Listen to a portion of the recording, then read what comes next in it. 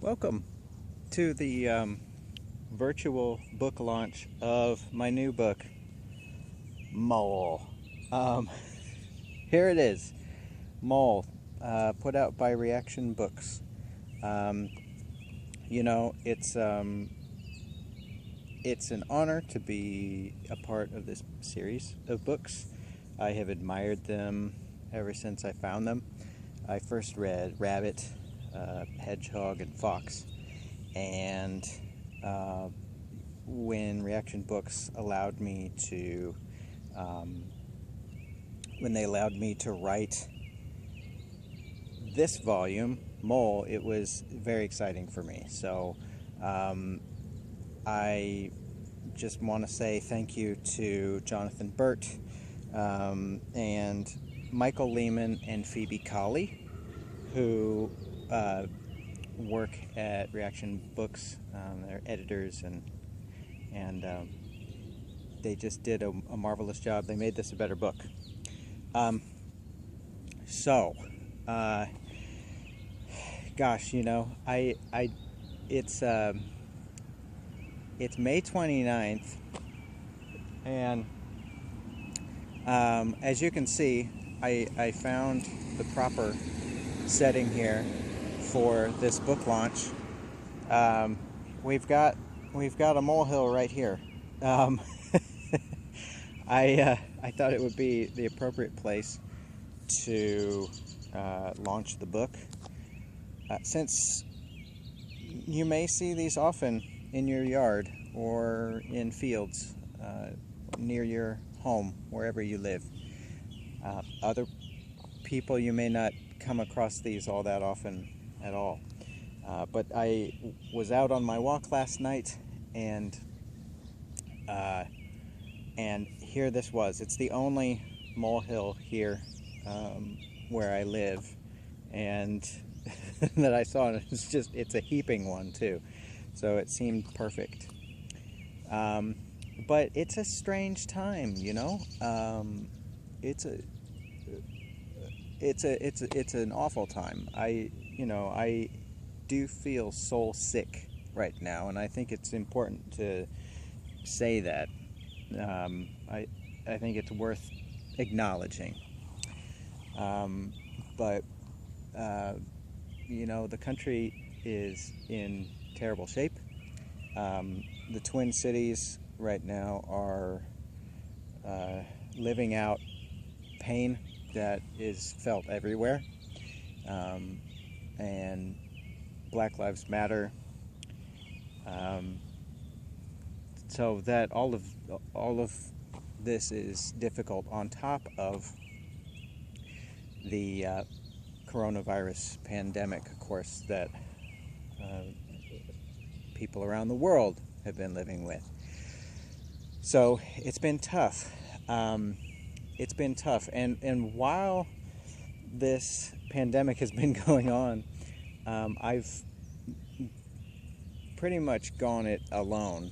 So, also, having written this book, Mole, I've been thinking a little bit about moles and what we might learn from them, or how they might be good role models for us right now. It's goofy and strange, but moles are extremely solitary animals. They live in the ground, out of sight in tunnel systems. They don't come out all that often. They are self-isolating creatures, and they make do. They seem to prefer that, and they are quite different than we are in that way. They are not social the way we are social. The only time they really get together is when it's time to make new moles. So they're curious. They're curious that way. So yeah, I've thought a lot about, as I've been sort of tromping around my apartment or whatever these last months. I've been thinking about moles tromping around their tunnel systems, and thinking about the way they live their lives in the dark. Um, and you know, they're very industrious, and they're hard workers down there, and and they make do. They they do what they have to survive, I guess. Um, anyway, that's just a thought I had. I don't want to yammer on and on and on about moles. I mean, I do, but I don't. Uh, this book here, I think what I'll do now is just read you from it, and I just want to show you really quick, too. There's a photo in here. That photo, you see that? That's a molehill at Stonehenge, and I took that photo in 2019 when I went. My mother's 70th birthday present was a trip to England, and so I was there with her and saw the molehill and had to get a picture of the molehill and Stonehenge. It's just something similar between them that struck me as very funny. So it's the very first picture in the book. The part I'm going to read is the foreword here.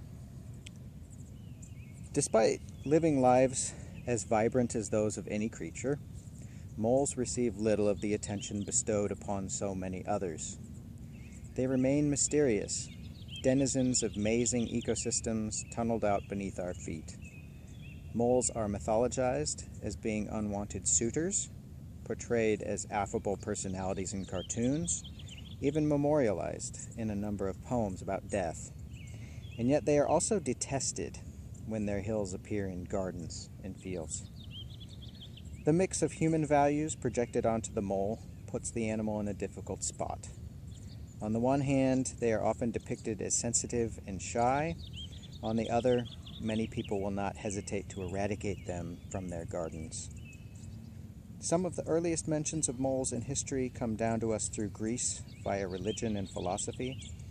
In the Old Testament, we find them named in Isaiah's prophecy of the day of the Lord. Quote, "In that day, people will throw away to the moles and bats their idols of silver and idols of gold, which they made to worship." When Isaiah was translated into Greek, the translators looked at the original Hebrew word, which means the burrowers, and used the word asphylax, their word for the mole. Thus, moles were negatively lumped in with bats, creatures of the night fit to receive the discarded idols of false gods.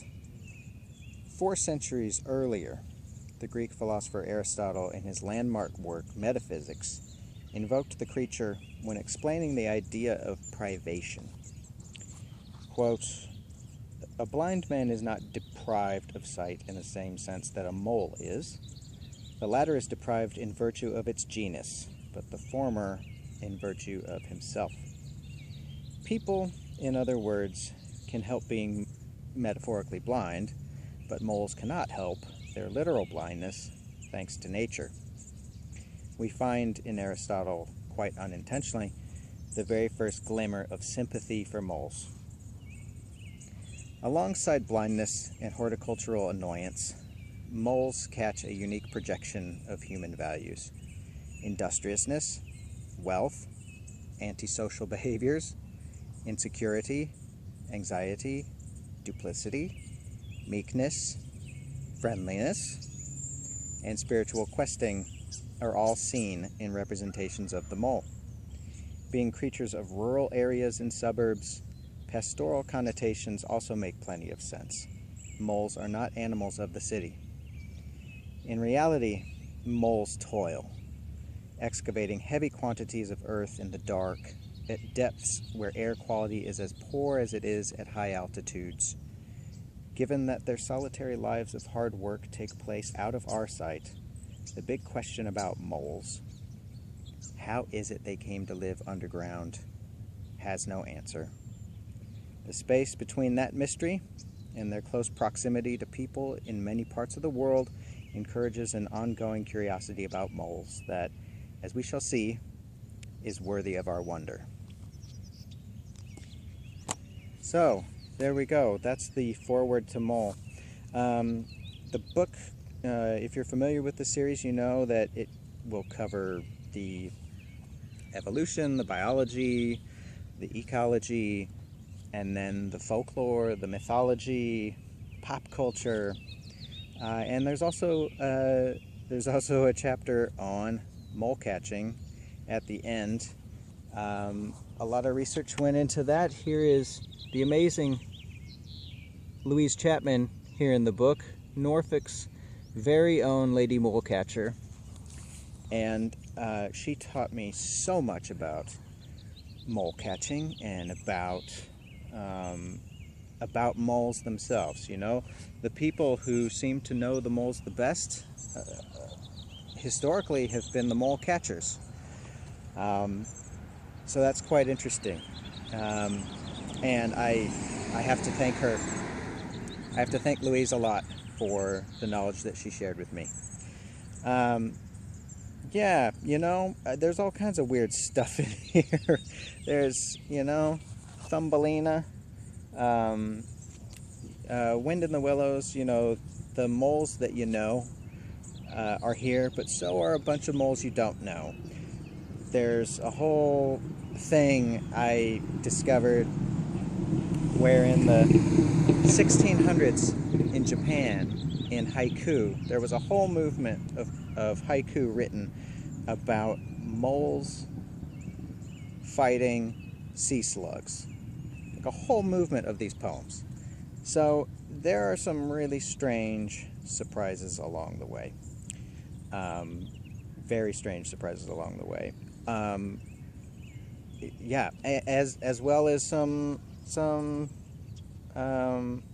pilgrimage stuff I did. Here's the village sign to Molesworth in England, a small hamlet. My grandfather was stationed at Molesworth Air Base during World War II, and I went there. There's a little mole on their sign. He's poking up there. So it covers all kinds of funny stuff. Yeah, and you know, they're among us. They're among us. It seems quite silly to be launching this book alone early in the morning on a glorious day up here in the South Hills of Eugene, Oregon. But moles do everything alone. I wrote the book alone. It's kind of fitting to launch a book about mole alone. I also want us to thank, on the blurb on the back is from Sarah Baum, an author and artist whose work I respect immensely. Her new book, Handiwork, is astonishing, and anybody who is an artist or knows an artist should read Handiwork by Sarah Baum. But she says here, a jaunty yet sensitive account of a much maligned and misunderstood species. So, there you have it. I'm so appreciative. With that, I consider Mole officially launched. Thanks for watching.